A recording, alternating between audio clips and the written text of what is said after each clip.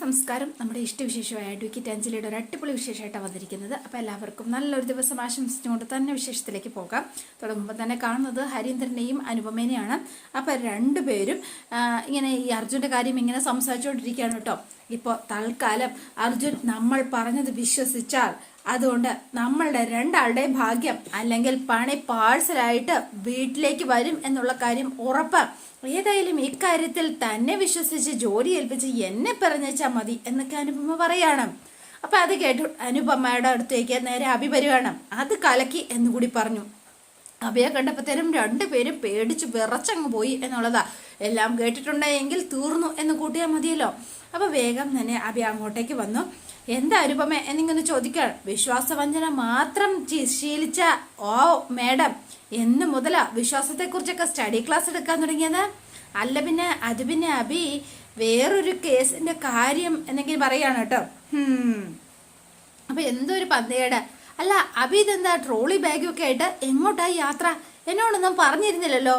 അതെന്താ എനിക്ക് ഈ വീട്ടിൽ നിന്ന് എങ്ങോട്ടേക്കെങ്കിലും പോകണമെങ്കിൽ അതിന് മേഡത്തിന്റെ പെർമിഷൻ വേണോ എന്നിങ്ങനെ ചോദിക്കണം. അല്ല ഞാൻ ചോദിച്ചു എന്ന് മാത്രമേ ഉള്ളൂ എന്ന് പറഞ്ഞു. താൻ എന്താടോ ഹരീന്ദ്ര നേരം ഇട്ടിട്ടും വീട്ടിൽ പോകാതെ ഇവിടെ കിടന്ന് ചുറ്റിത്തിരിയുന്നത്? ഇവളുടെ കൂടെ കൂടി എന്താ ക്രിമിനൽ ലോയിൽ വല്ല മാസ്റ്റർ ഡിഗ്രിയും എടുക്കാനുള്ള പരിപാടി വല്ലതും ആണോ തനിക്ക്? ഏയ് അങ്ങനെയൊന്നുമല്ല. ഞാൻ ജസ്റ്റ് ഇങ്ങനെ സാറുമായിട്ട് ചില കാര്യങ്ങളൊക്കെ സംസാരിച്ചിട്ട്. അല്ല അങ്ങനെ വല്ല ആലോചന ഉണ്ടെങ്കിലും അത് വേണ്ടാന്ന് വെക്കണ്ട കേട്ടോ. ആടിനെ പട്ടിയാക്കുന്ന ക്രൂക്കറ്റ് ഒരു ഇതിന്റെ കാര്യത്തിലെ ഭയങ്കര മിടുക്കിയ ഇവള്. അതെ അഭിലാഷ് കാര്യങ്ങളൊക്കെ കുറെ തെറ്റിദ്ധരിച്ചിരിക്കാം. ഈ കേസിന്റെ പ്രത്യേകത എന്തെന്ന് വെച്ചാ അയ്യോ വേണ്ടേ, ഞാനൊരു ചർച്ചയ്ക്ക് വേണ്ടി പറഞ്ഞതേ അല്ല. എന്നാ പിന്നെ പൊതുവായ ചില വിശ്വാസങ്ങൾ അത് ഞാൻ അങ്ങ് പറഞ്ഞു എന്ന് മാത്രം എന്ന് പറഞ്ഞു. അത് പിന്നെ മാത്രവുമല്ല എനിക്ക് അത്യാവശ്യമായിട്ടൊരു ബിസിനസ് യാത്ര ഉള്ളതുകൊണ്ട് ചർച്ച എന്താണേലും നടക്കുകയില്ല. നമുക്ക് ഈ വിഷയം വിടാം. അപ്പൊ ഗുഡ് നൈറ്റ് എന്ന് പറഞ്ഞുകൊണ്ട് നേരെ അഭി അങ്ങോട്ടേക്ക് ഇറങ്ങി അങ്ങ് പോവാണ് കേട്ടോ. അപ്പോഴാണ് പകുതി ഒരു ആശ്വാസമൊക്കെ രണ്ടുപേർക്കും വന്നത്. ഹോ എൻ്റെ ദൈവമേ ആകെ പെട്ടുപോയേനെ എന്നിങ്ങനെ പറയാണ് കേട്ടോ. അയ്യോ ഒരു നിമിഷത്തേക്ക് ഞാൻ അങ്ങ് പകച്ചു പോയി. നമ്മൾ ആ ക്രിമിനൽസിന്റെ കാര്യങ്ങളാണ് സംസാരിക്കുന്നത്. അഭി കേട്ട് കാണുമോ എന്നായിരുന്നു എൻ്റെ ഒരു പേടി. ഹോ ഭാഗ്യം, ജസ്റ്റ് മിസ് എന്ന് പറഞ്ഞു. അല്ല പുള്ളിക്കാരൻ ഇപ്പൊ എങ്ങോട്ടാ പോയത് കേട്ടില്ലേ? Business trip പൂനെക്ക്. 4-5 ദിവസം കഴിഞ്ഞേ ഇനി ആളെത്തൂ. നിങ്ങൾ തമ്മിൽ ഇപ്പോഴും അത്ര രസത്തിലെല്ലാം തോന്നും അല്ലേ? അയ്യോ ഹരീന്ദ്രൻ വക്കീലേ മുറത്തി കയറി അങ്ങ് കൊത്തല്ലേ എന്നിങ്ങനെ പറയുകയാണ് കേട്ടോ. അതെ നമുക്ക് എൻ്റെ ദാമ്പത്യം ചർച്ച ചെയ്യണ്ട, തൊഴിൽ തൽക്കാലം ചർച്ച ചെയ്താൽ മതി. അർജുന്റെ കേസിലെത്താൻ എനിക്കൊപ്പം നിന്ന തന്നെ ഈ കുടുംബത്തിൽ ഒരാളാക്കാൻ കൂട്ടു നിൽക്കാം എന്ന് മാത്രമേ പറഞ്ഞിട്ടുള്ളൂ. താൻ ഓൾറെഡി ശംഖുചക്രത്തിന്റെ കുടുംബക്കാരനായിട്ടില്ല. സോറി അനുപമ, ഒന്ന് വെറുതെ ചോദിച്ചു എന്ന് മാത്രം. വേണ്ടാത്ത കാര്യത്തിൽ വെറുതെ കോലിട്ടിളക്കാൻ നിൽക്കണ്ട കേട്ടോ വക്കീലെ എന്നൊക്കെ അനുപമ. താൻ വേഗം ചെന്ന് അയാളുടെ പേരെന്താ കൊമ്പൻ ഷാജിയോ? ആ കൊമ്പൻ ചെയ്യൻ അവരോടൊന്ന് മാറി നിൽക്കാൻ പറ. അർജുൻ പിടിവിട്ട് നിൽക്കുന്ന ലക്ഷണമാ. അവനമാരെങ്ങാനും കയ്യിൽ ചെന്ന് പെട്ട നമുക്കത് പണിയാവും. പറഞ്ഞില്ലാന്ന് വേണ്ട, മനസ്സിലായി എന്ന് പറയണം കേട്ടോ. തൽക്കാലം അർജുന്റെ പിടി ഇപ്പോഴും എൻ്റെ കയ്യിൽ തന്നെയാ. ഇനി ശേഷിക്കുന്നത് അഞ്ജലിയുടെ കാര്യമാണ്. അവൾ ഈ ശംഖുചക്രത്തിൽ എത്തുന്നത് തടയാൻ എന്താ ചെയ്യേണ്ടതെന്ന് അനുപമയ്ക്ക് നന്നായി അറിയാം എന്ന് പറയണം. അല്ല അഞ്ജലിയെ വീട്ടിൽ തന്നെ പിടിച്ചു നിർത്താൻ അനുപമ അവിടെ ചെന്ന് എന്തോ ഡ്രാമ കളിക്കും എന്ന് പറഞ്ഞിട്ട് അതെന്തായി? ഓ ശ്രമിച്ചു, പക്ഷേ അത് അങ്ങോട്ടേക്ക് വർക്കായില്ല എന്ന് പറയണം. അഡ്വക്കേറ്റ് രാഘവൻ ഉണ്ണിയുടെ കൈകൊണ്ട് അഞ്ജലി തീരുവെന്ന മുഖത്ത് നോക്കി പറഞ്ഞിട്ട് അഞ്ജലിയുടെ പൊന്നാര അച്ഛന് ഒരു കൂസലുമില്ലെങ്കിൽ പിന്നെ എനിക്ക് എന്ത് ചെയ്യാൻ പറ്റും എന്ന് ചോദിക്കുകയാണ്. അപ്പോ ഇനിയിപ്പോ അഞ്ജലി രാഘവനുണ്ണിയുടെ കൈകൊണ്ട് അങ്ങ് തീരട്ടെ, അതായിരിക്കും ഇനി അവളുടെ വരി. നമ്മൾ വെറും കാഴ്ചക്കാർ മാത്രം, അത്ര തന്നെ എന്ന് പറഞ്ഞ ഇവരിങ്ങനെ നിൽക്കുകയാണ് കേട്ടോ. അപ്പം ഇത് കേട്ട് ഇങ്ങനെ നിൽക്കുകയാണ് നമ്മുടെ ഹരീന്ദ്രൻ കണ്ണു തള്ളിയ പോലെ. ഹോ ഇതൊരു അപാരം മുതൽ തന്നെ. മോൻ ചത്താലും സാരമില്ല, മരുമകൾ താലി അടക്കണം എന്ന് പറഞ്ഞ് കേട്ടിട്ടേ ഉള്ളൂ. ഇപ്പൊ അങ്ങനത്തെ ഒരെണ്ണത്തിനെ കണ്ടു. സ്വന്തം അനിയത്തിയെ വകവരുത്താൻ സ്വന്തമായി നടക്കുന്ന ഒരു രാക്ഷസി. കഷ്ടം തന്നെ ഇവളുടെ കാര്യം എന്നൊക്കെ ഇങ്ങനെ സ്വന്തം പറഞ്ഞുകൊണ്ടിങ്ങനെ നിൽക്കുകയാണ് ഹരീന്ദ്രൻ. പിന്നെ കാണുന്നത് നമ്മുടെ അഞ്ജലിനെയാണ്. ആ അഞ്ജലി ബാഗൊക്കെ ആയിട്ട് പാതിരാത്രി ഇറങ്ങിയിരിക്കുകയാണ്. അപ്പം അമ്പാടി അഞ്ജലി ഞാൻ പറയുന്നൊന്ന് താനൊന്ന് കേക്ക്. കേട്ടിട്ട് എത്ര നേരം ഒന്ന് വെച്ചിട്ടാ ഞാൻ കേട്ടിരിക്കുന്നത്? അല്പമെങ്കിലും ഉത്തരവാദിത്ത ബോധം ഉണ്ടെങ്കിൽ രാജീവ് ഇങ്ങനെ കാണിക്കോ? അമ്പാടി തന്നെ ഇങ്ങനെ ചിന്തിച്ചു നോക്കാം. ഈ സമയത്ത് അങ്ങനെ ചിന്തിക്കണ്ട. ചില സമയം അവൻ്റെ ഫോണിൻ്റെ ചാർജ് തീർന്ന് കാണുമായിരിക്കാം. അല്ലെങ്കിൽ ഒരു പക്ഷേ നിലത്ത് വേണമെങ്കിൽ ഡിസ്പ്ലേ പൊട്ടുകയോ അങ്ങനെ എന്ത് വേണേ സംഭവിക്കാമല്ലോ അഞ്ജലി. കൂട്ടുകാരനെ രക്ഷിക്കാൻ വേണ്ടിയിട്ടുള്ള ന്യായീകരണം എന്താ അമ്പാടി? അല്ല അതെ അതെ അതെ അതെ അല്ലല്ലല്ല സത്യം അല്ലല്ലോ. പ്ലീസ്, ആണെങ്കിലും അല്ലെങ്കിലും എനിക്കിവിടെ നിൽക്കാൻ പറ്റില്ല അമ്പാടി എന്ന ഒറ്റ കാലിലാണ്. നേരത്തെ ചേച്ചി പറഞ്ഞത് കേട്ടതല്ലേ, രാജീവനെ നട തള്ളിയതാണെന്ന്. അങ്ങനെ വരുമ്പോ ഒന്ന് ആലോചിച്ച് നോക്കുമ്പോ അതാ ശരി എന്നാ എനിക്ക് തോന്നിയത് എന്ന് പറഞ്ഞു. അതുകൊണ്ട് ഇപ്പൊ തന്നെ ഞാൻ ഇവിടെ നിന്ന് ഇറങ്ങുക. അയ്യോ അഞ്ജലി, നോക്കെന്റെ അഞ്ജലി, ആ പൊട്ടി ചേച്ചി പറയുന്നത് അഞ്ജലി അല്ലാതെ വേറെ ആരെങ്കിലും വകവെക്കുവോ? ഞാൻ പറയുന്നത് താനൊന്ന് കേൾക്ക്. അവൻ ഇപ്പൊ വരും, എന്നിട്ടും മതി എന്തെങ്കിലും തീരുമാനമെടുക്കുന്നത്. സോറി അമ്പാടി എന്ന് പറഞ്ഞു. ഞാൻ എൻ്റെ തീരുമാനം പറഞ്ഞു കഴിഞ്ഞു. ഇനി അതിൽ ഒരു മാറ്റവും ഇല്ല. ആയിക്കോട്ടെ, പക്ഷെ ഈ നേരത്ത് രാജീവ് ഇല്ലാതെ ഈ രാത്രി എങ്ങോട്ട് പോകുന്നാ പറയണത്? എൻ്റെ വീട്ടിലേക്ക് തന്നെ, അല്ലാതെ പിന്നെ ഞാൻ എങ്ങോട്ട് പോവാനാ? അതിന് അഞ്ജലി അവിടെ പടിയടച്ച് പിണ്ണം വെച്ചതുപോലെ അവിടുന്ന് പറഞ്ഞു വിട്ടതല്ലേ. ആ സ്ഥിതിക്ക് അങ്ങോട്ടേക്ക് പോയിട്ട് എന്താ കാര്യം? അമ്പാടി പറയുന്നത് ശരിയാ, പക്ഷെ എനിക്ക് മുന്നിൽ വേറെ വഴികളില്ല. മാത്രമല്ല ഈ അവസ്ഥയിൽ എന്നെ വീട്ടുകാര് എന്താളും സ്വീകരിക്കാതിരിക്കില്ല എന്നാ എൻ്റെ ഒരു വിശ്വാസം. ഞാൻ പോവാ എന്ന് പറഞ്ഞ് അഞ്ജലി വാശി പിടിച്ച് ഇറങ്ങാൻ തുടങ്ങിയപ്പോഴേക്കും അർജുന ദേൻ്റെ അങ്ങോട്ടേക്ക് കയറി വരികയാണ് കേട്ടോ. ഇപ്പോഴാണ് അമ്പാടിക്ക് ഒരു ആശ്വാസമായത്. എൻ്റെ ദൈവമേ, ദേ വന്നു എന്നിങ്ങനെ പറയാണ്. അപ്പൊ അർജുൻ വരുമ്പോ ബാഗൊക്കെ കയ്യിൽ തൂക്കി പിടിച്ച് ഇറങ്ങി മുറ്റത്ത് നിൽക്കുകയാണ് അഞ്ജലി. കൂടെ അമ്പാടിയും നിൽപ്പുണ്ട് കേട്ടോ. അപ്പൊ വേഗം തന്നെ ആളെ അങ്ങോട്ടേക്ക് എത്തി. ഡാ, നീ എവിടെ പോയി കിടക്കായിരുന്നുടാ? നീ എത്ര തവണയായിട്ട് വിളിക്കുക? നീന്റെ ഫോൺ എന്തി എന്നൊക്കെ ഇങ്ങനെ ചോദിക്കുകയാണ് അമ്പാടി. അപ്പോൾ വേഗം തന്നെ നീ ഏതാണ്ട് ഉരുണ്ട് കളിക്കുകയാണെന്നോ കള്ളക്കളി നടത്തുകയാണെന്നോ സംശയിച്ച് അഞ്ജലി ഇറങ്ങി പോവാനായിട്ട് നിൽക്കായിരുന്നു. അറിയോ നിനക്ക്? അപ്പോൾ വേഗം ചെന്നിട്ട് നിലാലിയ കയ്യം വിട്ടു പോയി, ഇനി പിടിച്ചാൽ കിട്ടാൻ പോകുന്നില്ല എന്ന രഹസ്യം പറഞ്ഞു അമ്പാടി. എന്താ ഒരു അടക്കം പറച്ചില്ല? ഒന്നുമില്ല, അടുത്ത് എന്തുടായിപ്പ് ഇറക്കാം എന്ന് ആലോചിക്കുകയാണോ രണ്ടാളോടി? ശേ, അഞ്ജലിയുടെ പ്രശ്നം ജനുവിനാണെന്ന് മാത്രം ഞാൻ ഇവനോട് പറഞ്ഞതാ എന്ന് പറഞ്ഞു. അഞ്ജലി, ഞാൻ പറയുന്നത് നോക്ക്, എനിക്ക് തന്നെ കബളിപ്പിക്കണം എന്ന് യാതൊരു ഉദ്ദേശവും ഇല്ല. തനിക്കറിയാലോ, അത്തരത്തിലുള്ള ആളുമല്ല ഞാൻ എന്ന് പറഞ്ഞു. പക്ഷേ എൻ്റെ ആവശ്യം അത് ജനുവിനാ. എനിക്കൊരല്പം സാവകാശം തരണം പ്ലീസ് എന്ന് പറയണം. ഇതിനുള്ള മറുപടി പല തവണ ഞാൻ തന്നു കഴിഞ്ഞു. ഇനി ഞാൻ പോവാ. എടാ വിളിക്കട എന്ന് പറഞ്ഞു. പോവാനോ? എവിടെ എന്ന് ചോദിച്ചു. എൻ്റെ വീട്ടിലേക്ക് തന്നെ, അല്ലാതെ പിന്നെ എങ്ങോട്ടാ? ഏത് വീട്ടിലേക്ക് എനിക്ക് മനസ്സിലായില്ല. മനസ്സിലാക്കാൻ ഒന്നുമില്ല. എൻ്റെ വീട്ടിലേക്ക് തന്നെ, രാജീവിന്റെ വീട്ടിലേക്ക് പോവാമെന്ന് പറഞ്ഞപ്പോ രാജീവ് കേൾക്കുന്നില്ലല്ലോ. ആ സ്ഥിതിക്ക് ദേ ഒരു കാര്യം മനേക്കാം. എൻ്റെ അമ്മ പറഞ്ഞതാ ശരി. വിവാഹം കഴിഞ്ഞ പെണ്ണുങ്ങൾ നിൽക്കേണ്ടത് ചെറുക്കൻ്റെ വീട്ടിലാ. അതിനെ സാധിച്ചില്ലെങ്കിൽ അത് എവിടെ നിന്ന് വന്നോ അവിടേക്ക് തന്നെ പോണം. അല്ലാതെ എൻ്റെ മുന്നിൽ വേറെ ഓപ്ഷൻസ് ഒന്നും ഇല്ല രാജീവേ. അഞ്ജലി പ്ലീസ്, എൻ്റെ വീട്ടിലേക്ക് പോകാൻ പറ്റില്ല എന്ന് ഞാൻ പറഞ്ഞില്ല. എനിക്ക് വീട്ടുകാരെ കാര്യം മനസ്സിലാക്കാനായിട്ട് ഒരല്പം സാവകാശം വേണമെന്നല്ലേ പറഞ്ഞുള്ളൂ. സോറി രാജീവേ, ഇനി സമയവും സാവകാശവും ഇല്ല എന്ന് തന്നെ പറഞ്ഞു. ഒരവസാന കോംപ്രമൈസ് എന്ന രീതിയിൽ, ഒരവസാന ശ്രമം എന്ന രീതിയിൽ ഒരവസരം കൂടി രാജീവിന് തരാം രാജീവേ എന്ന് പറഞ്ഞു. രാജീവ് വണ്ടി എടുക്കുക, നമുക്ക് രാജീവിന്റെ വീട്ടിലേക്ക് തന്നെ പോകാം. രാജീവിന്റെ വീട്ടുകാരെ ഞാൻ കാര്യം പറഞ്ഞ് കാര്യങ്ങൾ കൺവിൻസ് ചെയ്യിപ്പിക്കാം. എന്താ, അതുപോലെ? ഞാൻ കൂടെയുള്ളപ്പോ രാജീവിന് എന്താണെങ്കിലും തിരസ്കരിക്കാൻ അവർക്ക് സാധിക്കില്ല എന്ന് പറഞ്ഞു. അത് എൻ്റെ ഗ്യാരണ്ടിയാ. ഞാൻ സംസാരിച്ചോളാം അവരോട് എന്ന് പറയണം. ബാ നമുക്ക് പോവാം രാജീവിന്റെ വീട്ടിലേക്ക് തന്നെ എന്ന് പറഞ്ഞുകൊണ്ട് അഞ്ജലി നേരെ വണ്ടിയിലേക്ക് കയറി അങ്ങ് ഇരുന്നു കേട്ടോ. എൻ്റെ ദൈവമേ, ഇനി എന്തു ചെയ്യുമെന്നറിയാതെ രാജീവ് ആകപ്പെട്ടു. ഒരു രക്ഷയില്ല. ഇനി അഞ്ജലിയുടെ അടുത്ത് ഒന്നും പറഞ്ഞാലും ഏക്കില്ല എന്നുള്ള കാര്യം ഉറപ്പായി. ഭയങ്കര ടെൻഷൻ. എൻ്റെ ദൈവമേ, ഇനി എന്ത് ചെയ്യും എന്നോർത്ത് ഇങ്ങനെ നിൽക്കണം. അപ്പൊ അമ്പാടി അവിടെ നിൽപ്പുണ്ട്. എളിയ, ഒരു കാര്യം ഉറപ്പായി എളിയ, ഇനി വരാനുള്ളതെല്ലാം നീ തന്നെ അനുഭവിച്ച് തന്നെ പറ്റുള്ളൂ എന്ന് പറയണം. ആ സ്ഥിതിക്ക് അളിയ, ഇനി ഇവിടെ നിന്ന് കൂടുതൽ വെറുപ്പിക്കാതെ നീ വേഗം വീട്ടിലേക്ക് അവളെ കൊണ്ട് ചെല്ലാൻ നോക്ക്. വേറെ വഴിയില്ല അളിയ. നിന്റെ അച്ഛൻ ഉണ്ണീരാഘവൻ വക്കീല് നിന്നെ വെടിവെച്ച് കൊന്നില്ലെങ്കിൽ നാളെ നമുക്ക് വീണ്ടും കാണാം. നീ ഇപ്പൊ തൽക്കാലം ചെയ്യ്. All the best. നീ ചെല്ലളിയ എന്ന് പറഞ്ഞ് അവസാനം അർജുന് വേറെ നിവൃത്തിയൊന്നുമില്ല. അർജുൻ വന്ന് വണ്ടി എടുക്കുകയാണ് കേട്ടോ. അപ്പോൾ അമ്പാടിയാണെ പ്രാർത്ഥിക്കുക, എൻ്റെ ദൈവമേ നീ കാത്തോണേ എന്നൊക്കെ പറഞ്ഞു കേട്ടോ.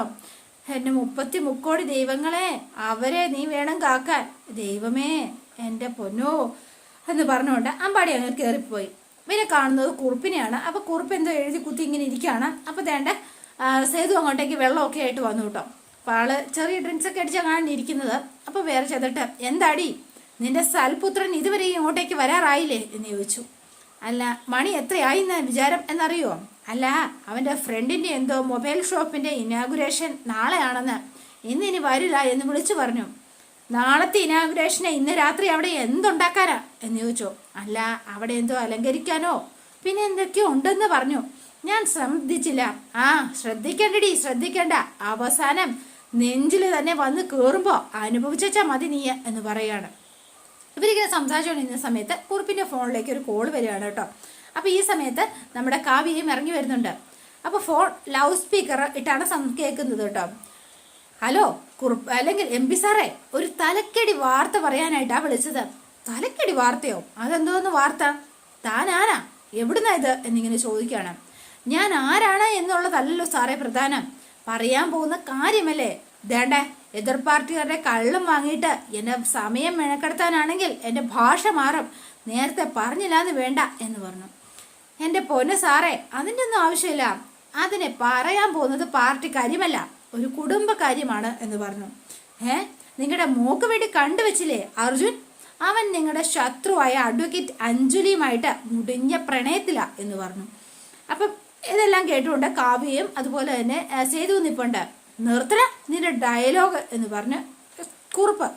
അതെ, ആ സമയത്ത് മനുഷ്യനെ വിളിച്ച് മെനക്കെടുത്തിയതും പോരാ, തോന്നിവാസം വിളിച്ചു പറയുന്നു എന്ന് ചോദിച്ചു. വേണ്ടേ, എൻ്റെ മകളുടെയും അർജുൻ്റെയും വിവാഹം നിശ്ചയം കഴിഞ്ഞതാ. ആ സ്ഥിതിക്ക് അവനെ പറ്റി ഇനി വേണ്ടാതീനം ഓരോന്ന് വിളിച്ച് പറഞ്ഞാലുണ്ടല്ലോ, സൈബർ സ്റ്റേഷനിൽ കംപ്ലൈന്റ് കൊടുത്തിട്ട് നിന്നെ തൂക്കിയെടുത്ത് അകത്തിടിക്കും ഞാൻ.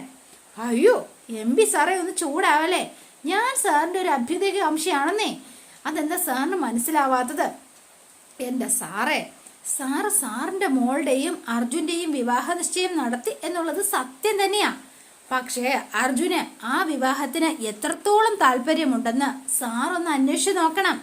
അപ്പം മനസ്സിലാവും സത്യം എന്താണ് എന്നുള്ള കാര്യം എന്ന് പറഞ്ഞു. അപ്പം പിന്നെയും കുറിപ്പാകപ്പെട്ടു. ഇതെന്താ അവൻ സംസാരിക്കുന്നത്? നീ ആരാ? നിന്നോട് ആരാടാ ഇതൊക്കെ പറഞ്ഞു തരുന്നത്? ഞാൻ ആദ്യമേ സാറിനോട് പറഞ്ഞല്ലോ, ഞാൻ ആരാണെന്നുള്ളത് വിഷയമല്ല സാർ, എന്തു പറയുന്നു എന്നുള്ളതിലാണ് കാര്യം. ആ സാർ മനസ്സിലാക്കണം. അപ്പോൾ വേഗം തന്നെ അതുകൊണ്ട് സാർ ഒന്ന് ആത്മാർത്ഥമായിട്ടൊന്ന് അന്വേഷിച്ച് നോക്കണം. ഇതാ അർജുനും അവൻ്റെ അച്ഛനും കൂടി നിങ്ങളെ പറ്റിക്കുന്നതാണെന്നാ മനസ്സിലായത്. അന്വേഷിച്ചാൽ മനസ്സിലാവും സത്യം എന്താണ് എന്നുള്ള കാര്യം എന്ന് പറഞ്ഞു. അപ്പം പിന്നെയും ആകെ ടെൻഷനായിട്ടോ. അപ്പം ഞാൻ വെക്കാം, ഗുഡ് നൈറ്റ് എന്ന് പറഞ്ഞ ഇവ ഫോൺ കട്ട് ചെയ്തു. നീ എന്നൊക്കെ ചോദിച്ചു വന്നപ്പോഴേക്ക് കട്ട് ചെയ്തു കേട്ടോ. ഡേ, ഞാൻ എന്തൊക്കെയടി കേൾക്കുന്നത്? നിനക്കറിയാമോ ഇത് വല്ലതും എന്ന് ചോദിച്ച് സേതുവിൻ്റെ നേരെ. അതിന് കേട്ടതൊക്കെ ശരിയാവണമെന്നില്ലല്ലോ. ആരെങ്കിലും എന്തെങ്കിലും പറഞ്ഞു എന്ന് വെച്ച് ആരോ എന്തോ വിളിച്ച് പറഞ്ഞതൊന്നും അല്ല സേതു. എന്തോ എനിക്കങ്ങനെ തോന്നുന്നില്ല. നമ്മുടെ കുടുംബത്തിൽ നടക്കുന്ന ഓരോ കാര്യങ്ങളും കൃത്യമായി അറിയാവുന്ന ഒരാളാ ഈ വിളിച്ചിരിക്കുന്നെന്നുള്ള. കാവ്യ എവിടെ? ഉറങ്ങിയോള്? ഞാൻ ഇവിടെ ഉണ്ട് എന്ന് പറഞ്ഞ കാവ്യ പുറകിൽ തന്നെ നിൽപ്പുണ്ട്. അപ്പോൾ വേഗം തന്നെ അങ്ങോട്ടേക്ക് ചെല്ലുകയാണ്. പിന്നെ കാണുന്നത് ഹരിനെയും അനുപമേനെയാണ്. അനുപമ പറഞ്ഞിട്ടാണ് ഹരി ഇതൊക്കെ ചെയ്തത്.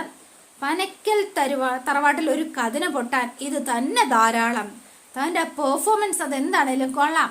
കൊമ്പൻചേൻ ചീറ്റിയെങ്കിലും ഇത് സംഗതി എന്താണേലും വർക്കാവും എന്നുള്ള കാര്യത്തിൽ സംശയമൊന്നുമില്ല എന്ന് പറഞ്ഞ് അനുപമ ഹരിക്ക് കൈ കൊടുക്കുകയാണ് കേട്ടോ. ഇവർ രണ്ടുപേരോട് ഇതിനിടയ്ക്ക് കിടന്ന് ഉരുണ്ട് പേരുണ്ട് മറിയാണെന്നുള്ളതാണ് സത്യം. അപ്പോൾ കുറിപ്പ് അങ്ങോട്ടേക്ക് ചെന്നിട്ട് കാര്യം പറച്ച എന്ന് പറഞ്ഞു. കാര്യം പറയാം, സത്യമായി വേണം നീ എന്നോട് പറയാൻ. അച്ഛൻ കാര്യം പറ. അത് പിന്നെ മോളെ, അച്ഛനെ പറ്റിക്കാനായിട്ട് ആരോ എന്തോ വിളിച്ചു പറഞ്ഞത്രേ. എന്ത് വിളിച്ചു പറഞ്ഞു എന്ന്? അത് പിന്നെ നമ്മുടെ അർജുൻ അവൻ ആ അഡ്വക്കേറ്റ് അഞ്ജലിയുമായിട്ട് പ്രേമമുണ്ട് എന്ന്. വെറുതെ പറയുന്നതാ, മോളതൊന്നും വലിയ കാര്യമാക്കണ്ട എന്ന് സേതു. പക്ഷെ ഇവക്ക് വലിയ കൂസലൊന്നും ഉണ്ടായില്ല. എന്താടി, നിനക്കറിയാമോ ഇങ്ങനൊരു വിവരം? എടി അറിയാമോ എന്നാ ചോദിച്ചത്. അറിയാം എന്ന് പറഞ്ഞു, സമ്മതിച്ചു കാവ്യ. അർജുനും അഡ്വക്കേറ്റ് അഞ്ജലിയും തമ്മിൽ പ്രേമത്തിലാണെന്ന് എനിക്ക് നേരത്തെ അറിയാമായിരുന്നു. എന്നിട്ട് നീ എന്താടി എന്നോട് നേരത്തെ പറയാഞ്ഞത്? ഒന്ന് പറഞ്ഞ് രണ്ടാമത്തേന് എൻ്റെ നെഞ്ചത്തോട്ടേക്ക് കയറുന്ന നീ ഇത്രയും വലിയ നെറുകേട് അറിഞ്ഞിട്ടും എന്തുകൊണ്ട് എന്നോട് പറഞ്ഞില്ല എന്നാ ഞാൻ ഈ ചോദിക്കുന്നത്. നിനക്ക് മറുപടി ഒന്നുമില്ലേ? എടി, കുറഞ്ഞ പക്ഷം അവൻ ആ കല്യാണ മണ്ഡപത്തിൽ നിന്ന് ചാടിപ്പോയപ്പോഴെങ്കിലും നിനക്ക് എന്നോട് തൊള്ള തുറന്നെങ്കിലും ഒന്ന് പറഞ്ഞുകൂടായിരുന്നോടി? പറഞ്ഞിട്ട് എന്തിനാച്ചാ എന്നിങ്ങനെ ചോദിക്കണം. അച്ഛൻ പോയി വീണ്ടും അർജുനുമായിട്ട് പ്രശ്നമുണ്ടാക്കും, അതല്ലേ? ഉടനെ അത് വലിയ വിഷയമാക്കി അർജുനും അഞ്ജലിയും കൂടി ഒളിച്ചോടിപ്പോയി രജിസ്റ്റർ മാരേജ് ചെയ്യും. എന്താ അതുകൊണ്ട് മാത്രമാ ഞാൻ ഒന്നും പറയാതിരുന്നത് എന്നിങ്ങനെ പറയുകയാണ് കേട്ടോ. അപ്പൊ പിന്നെ അച്ഛന് രാഘവനങ്ങളും പറഞ്ഞുറപ്പിച്ചതുപോലെ ഞങ്ങളുടെ കല്യാണം എങ്ങനെയെങ്കിലും ഒന്ന് നടക്കുകയാണെങ്കിൽ അതായിരിക്കും ഏറ്റവും വലിയ സൊല്യൂഷൻ എന്ന് ഞാൻ കരുതി. ഓ, അവള് കരുതി. എന്നെ കൊണ്ടൊന്നും പറയിപ്പിക്കരുത് എന്ന് പറഞ്ഞു കുറുപ്പ്. അല്ലെങ്കിലും നിന്നോടൊന്നും പറഞ്ഞിട്ട് ഒരു കാര്യമില്ല, ഇനിയുള്ളത് ഞാൻ ആ രാഘവനോട് നേരിട്ട് തന്നെ അങ്ങ് ചോദിച്ചോളാം എന്ന് പറഞ്ഞ് വേഗം തന്നെ അയാളും കൂടി അറിഞ്ഞിട്ടാണോ ഇതെന്നറിഞ്ഞിട്ട് നടക്കുന്നതെന്ന് എനിക്ക് അറിയണം, എൻ്റെ ഫോൺ അവിടെ എന്നൊക്കെ പറഞ്ഞ് ഇയാൾ ഡ്രിങ്ക്സ് ഒക്കെ അടിച്ചിരിക്കുകയാണല്ലോ. പോകാൻ തുടങ്ങിയപ്പോഴത്തേനും നിങ്ങളൊന്നും മിണ്ടാതിരിക്കുക, ഞാൻ പറയുന്നതൊന്ന് സമാധാനമായിട്ട് കേക്ക് എന്ന് പറഞ്ഞ സേതു. നടന്നത് നടന്നു, ഇന്നിപ്പോൾ അസ്തമയമാ. മാത്രവുമല്ല നിങ്ങൾ ഇച്ചിരി കുടിച്ചിട്ടുണ്ട്. ആ സ്ഥിതിക്ക് ഈ അവസ്ഥയിൽ നിങ്ങളായി പോയി അവിടെ പ്രശ്നമുണ്ടാക്കിയ അത് വളരെ മോശാ. അതെടി, മോശമൊക്കെ നീ തീരുമാനിച്ചാൽ മതിയോ? എനിക്ക് പോണം എന്ന് പറഞ്ഞോണ്ട് ഇപ്പൊ തന്നെ രണ്ട് ചോദിക്കുകയും ചെയ്യണം ആ രാഘവനോടും മകനോടും. അതൊക്കെ ചോദിക്കാച്ചാ ഇപ്പോഴല്ല, നാളെ നേരം വെളുത്തിട്ട് എന്ന് പറഞ്ഞ് കാവ്യയും ഇടപെട്ടു. അച്ഛനൊരു ജനപ്രതിനിധിയാ. ഇപ്പോഴത്തെ ഈ മൂഡില് സ്റ്റിയറിംഗിൽ നിന്ന് കൈ പിഴച്ചാൽ പത്രത്തിൽ നാളെ വരുന്നത് എന്താണെന്നൊന്ന് ആലോചിച്ച് നോക്ക്. ദേ, പാർട്ടി പോലും ചിലപ്പോൾ കൈ തന്നൊന്നും വരില്ല. പിന്നെ ഗവർണറുടെ സ്ഥാനത്ത് ഷിപ്പായി പോലും ആകാനായിട്ട് ചിലപ്പോൾ സാധിച്ചൊന്നും വരില്ല. പറഞ്ഞില്ലെന്ന് വേണ്ട, ഇനി എന്ത് വേണമെന്ന് അച്ഛൻ തന്നെ തീരുമാനിക്കാം. അമ്മ വന്ന് നമുക്ക് കിടക്കാം എന്ന് പറഞ്ഞ് ഇവർ രണ്ടുപേരുടെ പോയി. അപ്പൊ ദേഷ്യത്തിൽ അവിടെ വന്നിരിക്കുകയാണ് കുറുപ്പ്. ഇനി എന്ത് ചെയ്യും എന്നാലോചിച്ച് പിന്നെ കാണുന്ന അർജുനെ അഞ്ജലിനെയാണ്. അപ്പൊ പാതി വഴിയിലെത്തിയപ്പോൾ വീണ്ടും അർജുൻ അവിടെ വണ്ടി നിർത്തി. എന്തു പറ്റി? വണ്ടി എന്തെങ്കിലും കംപ്ലൈന്റ് ആണോ എന്ന് ചോദിച്ചു. ഏയ് അല്ല, മുന്നോട്ട് പോകാനുള്ള ഒരു മടി കൊണ്ട് നിർത്തിയതാ, ഞാൻ ആകെ കൺഫ്യൂസ്ഡാ എന്ന് പറഞ്ഞ് അർജുൻ വേഗം വണ്ടിയിൽ നിന്ന് ഇറങ്ങി. അഞ്ജലി വേഗം പിറകെ ചെന്നു. കമോൺ രാജീവ്, എന്താ രാജീവിന്റെ പ്രശ്നം? ഇനി എന്താ വീണ്ടും കൺഫ്യൂഷൻ? അഞ്ജലി, താൻ പറയുന്നതെല്ലാം ഞാൻ കേട്ടു, എനിക്ക് തന്നെ മനസ്സിലാക്കാനും സാധിക്കുന്നുണ്ട്. പക്ഷേ എൻ്റെ അവസ്ഥ അത് പ്രാവർത്തികമാക്കാൻ പറ്റുന്ന ഒരു സിറ്റുവേഷൻ അല്ല എൻ്റെ വീട്ടിലുള്ളത്. എന്ത് സിറ്റുവേഷനാ രാജീവ്? അതൊന്ന് പറ. ദേ, സംഭവിക്കാനുള്ളതൊക്കെ സംഭവിച്ചു കഴിഞ്ഞു. ഇനി എന്ത് തന്നെ വന്നാലും നമ്മൾ രണ്ടുപേരും അത് ഫേസ് ചെയ്തേ പറ്റുള്ളൂ എന്ന് മനസ്സിലാക്ക. ദേ, ജീവിതത്തിലെ പ്രതിസന്ധി ഘട്ടങ്ങളിൽ നമ്മൾ ഓടി ഒളിക്കാൻ ശ്രമിച്ചാൽ ലൈഫ് ലോങ് നമ്മൾ ഓടിക്കൊണ്ടേയിരിക്കും. അതുകൊണ്ട് ദേ, ഇനി കൂടുതലൊന്നും രാജീവ് ചിന്തിച്ച് വെറുതെ തല പുണ്ണാക്കാൻ നിൽക്കണ്ട. അതുകൊണ്ട് ഞാൻ പറയുന്ന കേക്ക്, നമുക്ക് പോവാം, വണ്ടി എടുക്കുക എന്ന് പറഞ്ഞു. അഞ്ജലി, ഞാൻ എന്ന് പറഞ്ഞു. വീണ്ടും രാജീവ് എന്തോ ഒരു പന്തികേട് മണക്കുന്നുണ്ട് കേട്ടോ. എന്തെങ്കിലും പ്രശ്നമുണ്ടോ രാജീവ്? രാജീവിന് എന്തെങ്കിലും എന്നോട് പറയാനുണ്ടോ എന്ന് ചോദിച്ചോ. അങ്ങനെ ചോദിച്ചാ ഞാൻ പറഞ്ഞല്ലോ, എനിക്ക് കുറച്ചുകൂടി സാവകാശം എന്ന് പറഞ്ഞു. അതല്ലാതെ മറ്റെന്തെങ്കിലും എന്നോട് പറയാനുണ്ടോ എന്നാ ഞാൻ ചോദിച്ചതാ. അത് പിന്നെ രാജീവ് സത്യം പറ എന്നിങ്ങനെ പറയാണ് കേട്ടോ. അപ്പൊ അഞ്ജലിക്ക് എന്തോ ഒരു പന്തികേട് ശരിക്കും മണക്കുന്നുണ്ട് രാജീവിന്റെ ആ ഒരു പെർഫോമൻസിലും പ്രവൃത്തിയിലും. രാജീവ് എന്തെങ്കിലും എന്നോട് ഒളിച്ചു വെക്കുന്നുണ്ടോ? അങ്ങനെയൊന്നുമില്ല. ഉണ്ട്, രാജീവ് എന്തോ എന്നിൽ നിന്ന് ഒളിക്കുന്നുണ്ട് എന്ന് സത്യമാണ്. എൻ്റെ വീട്ടിൽ നിന്ന് ഇറങ്ങിയ നേരം മുതൽ ഞാൻ രാജീവിനെ ശ്രദ്ധിക്കാം. നിങ്ങൾ ആകെ അപ്സെറ്റാണ്, വെപ്രാളവും പരവേശവും ഒക്കെ ഉണ്ട് എന്നിങ്ങനെ പറയണം. ആ ജയച്ചേച്ചി പറഞ്ഞതുപോലെ എന്നെ നടതള്ളാൻ വലുതുമായിരുന്നോ രാജീവിന്റെ ഉദ്ദേശം? ഒരിക്കലും ഇല്ല അഞ്ജലി, വെറുതെ മനസ്സിൽ ചിന്തിക്കാത്തൊന്നും പറഞ്ഞു കളയല്ലേ എന്ന് പറഞ്ഞു. അതൊന്നും എനിക്കറിയില്ല, പക്ഷെ ഒരു കാര്യം എനിക്ക് ഉറപ്പാ എന്ന് പറഞ്ഞു. താൻ എന്നിൽ നിന്ന് എന്തോ ഒളിച്ചു പിടിക്കുന്നുണ്ട് എന്നുള്ള കാര്യം. ഒളിക്കലല്ല, ചില സത്യങ്ങൾ തന്നോട് എന്നോ പറയണമെന്ന് വെച്ച ചില ഫാക്ട്സ് ഉണ്ട് എന്ന് പറഞ്ഞു. അത് നമ്മൾ പരസ്പരം സംസാരിക്കണം, അതാണിപ്പോൾ എൻ്റെ പ്രശ്നം, അതുമാത്രം എന്ന് പറഞ്ഞു. ശരി എങ്കിൽ അർജുൻ പറഞ്ഞു, കൂടുതൽ വിശദീകരണം ഒന്നും വേണ്ട, അതെന്താണെന്ന് വെച്ചാൽ ഈ സമയത്ത് പറ, നമുക്ക് സംസാരിക്കാം. നോ എന്ന് പറഞ്ഞു. ഒരു പാതിരാത്രി വഴിയരികിൽ നിന്ന് പറഞ്ഞാൽ അത് ശരിയാവില്ല എന്ന് പറഞ്ഞു. പ്രത്യേകിച്ച് തൻ്റെ ഇപ്പോഴത്തെ ഈ മൈൻഡ് സെറ്റില് ഞാനത് പറഞ്ഞാൽ താൻ കൂടുതൽ അപ്സെറ്റ് ആവുകയുള്ളൂ എന്ന് പറഞ്ഞു. അതുകൊണ്ട് തനിക്ക് മനസ്വസ്ഥതയുള്ള സമയത്തെ മതി എന്ന് പറഞ്ഞു അഞ്ജലി. കൂടുതൽ പറഞ്ഞു പൊലിപ്പിക്കണം എന്നില്ല, എനിക്ക് മടുത്തു എന്ന് പറഞ്ഞു അഞ്ജലി. അതുകൊണ്ട് ദേ, വൺ ലാസ്റ്റ് ലൈൻ ഞാൻ പറയാ രാജീവിനോട്, ഒന്നെങ്കിൽ രാജീവിന്റെ വീട്ടിലേക്ക് കൊണ്ടുപോകണം, അല്ല എങ്കിൽ ദേ ഇവിടെ ഇവിടെ ഈ നിമിഷം നമ്മൾ രണ്ടുപേരും രണ്ട് വഴിക്ക് നമ്മൾ പിരിയുക എന്നോട് പറഞ്ഞു. തുടർന്ന് അങ്ങോട്ട് എനിക്ക് എൻ്റെ വഴി, രാജീവിന്റെ വഴി, അതാണ് എൻ്റെ തീരുമാനം എന്ന് കട്ടായം തന്നെ പറഞ്ഞു അഞ്ജലി. അപ്പോൾ ആകെപ്പെട്ടു നമ്മുടെ രാജീവ്. അതോടെയാണ് ഇന്നത്തെ വിശേഷം അവസാനിക്കുന്നത്. ഇനി നാളത്തെ വിശേഷം ഇതിലും ഗംഭീരമാണ്. അപ്പോൾ എല്ലാവരും വെയിറ്റ് ചെയ്യുക. ഇഷ്ടപ്പെട്ടുവെങ്കിൽ ലൈക്ക് ചെയ്യാനും ഷെയർ ചെയ്യാനും സബ്സ്ക്രൈബ് ചെയ്യാനും ഹൈപ്പ് ചെയ്യാനും മറന്നു പോകല്ലേ. പുതുപുത്തൻ വിശേഷമായിട്ട് എത്താം. Bye and see you again.